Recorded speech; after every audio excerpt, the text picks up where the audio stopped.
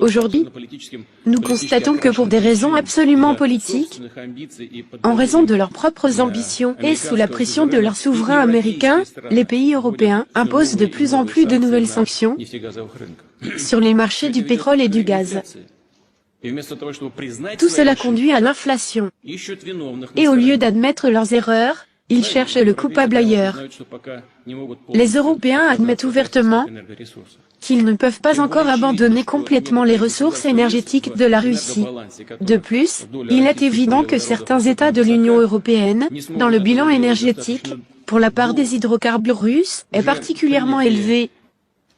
Ces pays ne seront pas en mesure de tenir pour un certain temps. Les sanctions déjà adoptées par nos collègues européens et leurs déclarations vocales sur la possibilité d'un rejet complet des sources d'énergie russes à l'avenir ont entraîné une augmentation des prix du pétrole sur le marché.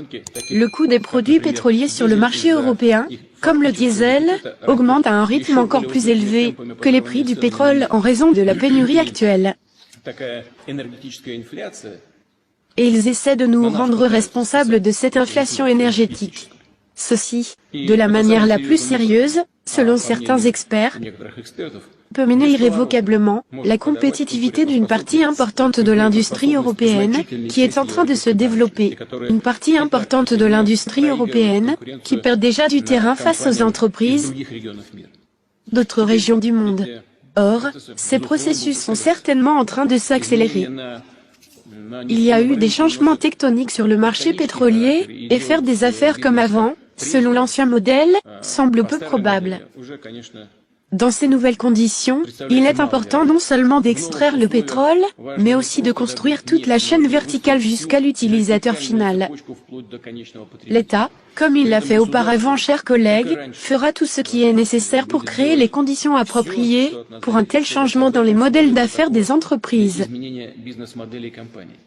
Cela signifie améliorer les possibilités logistiques, introduire un système de paiement en monnaie nationale.